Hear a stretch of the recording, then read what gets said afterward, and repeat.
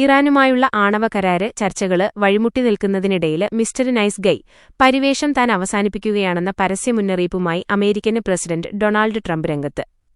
Maximum pressure, പരമാവധി സമ്മർദ്ദം തന്ത്രത്തിന്റെ ഭാഗമായി ഇറാന് മേലെ ഏർപ്പെടുത്തിയ സാമ്പത്തിക ഉപരോധം കൂടുതൽ കടുപ്പിക്കാനാണ് വൈറ്റ് ഹൌസിന്റെ നീക്കം. ഇതിന്റെ ഭാഗമായി ഇറാന്റെ എണ്ണക്കടത്ത് പൂർണ്ണമായും തടയുന്ന ഉപരോധം നീട്ടാന് ട്രംപ് തന്റെ ഉദ്യോഗസ്ഥർക്ക് നിർദ്ദേശം നൽകിക്കഴിഞ്ഞു.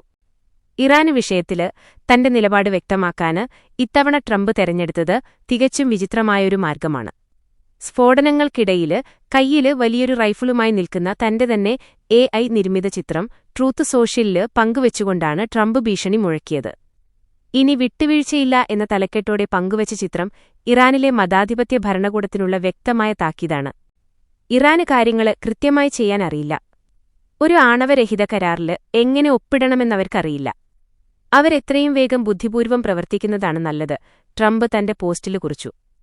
ഇറാനെ കൂടുതൽ പ്രകോപിപ്പിക്കുന്ന ഈ പോസ്റ്റ് പുറത്തുവന്നതോടെ അന്താരാഷ്ട്ര വിപണിയില് എണ്ണവിലയില് വൻ കുതിച്ചുചാട്ടമാണ് രേഖപ്പെടുത്തിയത്.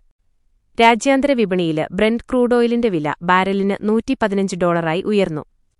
ഇന്ന് പുലർച്ചെ മുതൽ എണ്ണവിലയില് 3% വർധനവാണുണ്ടായത്. US ബെഞ്ച്മാർക്കായ വെസ്റ്റ് ടെക്സാസ് ഇന്റർമീഡിയറ്റ് വിലയും $103 മുകളിലെത്തി. യുദ്ധസമാനമായ സാഹചര്യം നിലനിൽക്കുന്നതും ചർച്ചകള് അനിശ്ചിതത്വത്തിലായതും ആഗോള വിപണിയെ കടുത്ത ആശങ്കയിലാഴ്ത്തിയിരിക്കുകയാണ്. ഇറാന് സാമ്പത്തികമായി തകർന്നടിയുകയാണെന്നും അവര് തകർച്ചയുടെ വക്കിലാണെന്നും ട്രംപ് അവകാശപ്പെടുന്നു. ഹോർമുസ് കടലിടുക്കിലെ ഉപരോധം മാറ്റണമെന്ന് ഇറാന് ആവശ്യപ്പെടുന്നതായും അദ്ദേഹം പറഞ്ഞു.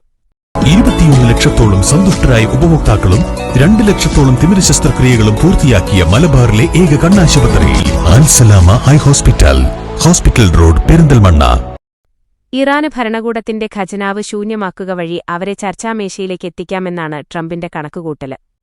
ഇതിനായി ഷെവ്രോണ് CEO മൈക്ക് വിർത്ത് ഉൾപ്പെടെയുള്ള പ്രമുഖ എണ്ണക്കമ്പനി മേധാവികളുമായി ട്രംപ് വൈറ്റ് ഹൌസില് ചർച്ച നടത്തിയിട്ടുണ്ട്. ഇറാനിലെ പ്രധാന എണ്ണ കയറ്റുമതി കേന്ദ്രമായ ഖാർഗ് ഐലൻഡിനെ ലക്ഷ്യം വെച്ചുള്ള നീക്കങ്ങളാണ് അമേരിക്ക പ്രധാനമായും നടത്തുന്നത്. ഖാർഗ് ഐലൻഡിലെ സംഭരണശേഷി ഉടന് പൂർത്തിയാകുമെന്നും അതോടെ ഇറാന് എണ്ണ ഉൽപ്പാദനം കുറയ്ക്കാന് നിർബന്ധിതരാകുമെന്നും US treasury secretary Scott Bessent പറഞ്ഞു. ഇത് ഇറാനുണ്ടാക്കുന്ന സാമ്പത്തിക നഷ്ടം പ്രതിദിനം $170 മില്യൺ വരുമെന്നാണ് കണക്കാക്കുന്നത്. അതേസമയം അമേരിക്കയുടെ ആവശ്യങ്ങള് യുക്തിരഹിതമാണെന്ന് ഇറാന് പ്രതിരോധ മന്ത്രാലയം പ്രതികരിച്ചു. സ്വതന്ത്ര രാജ്യങ്ങൾക്ക് മേല് പോളിസികള് അടിച്ചേൽപ്പിക്കാന് അമേരിക്കയ്ക്ക് കഴിയില്ലെന്ന് ഇറാന് വക്താവ് റസതലായിനിക്ക് പറഞ്ഞു. ചർച്ചകളില് ഒരു തീരുമാനമാകാത്ത പക്ഷം ഇതൊരു മരവിപ്പിച്ച സംഘർഷമായി ഫ്രോസൺ കോൺഫ്ലിക്റ്റ് മാറിയേക്കാമെന്ന് ഖത്തറും മുന്നറിയിപ്പ് നൽകി.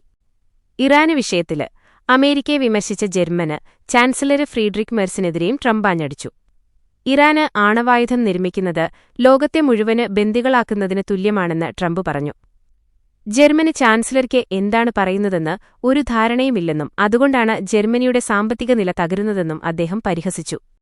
ഇറാന്റെ സമാന്തര ബാങ്കിംഗ് സംവിധാനങ്ങളെയും ക്രിപ്റ്റോ ഇടപാടുകളെയും തകരിക്കുന്ന ഇക്കണോമിക് ഫ്യൂറി സാമ്പത്തിക രോഷം എന്ന പദ്ധതിയാണ് അമേരിക്ക ഇപ്പോൾ നടപ്പിലാക്കുന്നത്. ഇതിലൂടെ തീവ്രവാദ ഗ്രൂപ്പുകൾക്ക് ഇറാന് നൽകുന്ന സാമ്പത്തിക സഹായം തടയാനാകുമെന്നാണ് വൈറ്റ് ഹൌസിന്റെ വാദം. ഇറാനിലെ പണപ്പെരുപ്പം ഇരട്ടിയായതായും കറൻസി മൂല്യം കുത്തനെ ഇടിഞ്ഞതായും ബെസന്റ് അവകാശപ്പെട്ടു.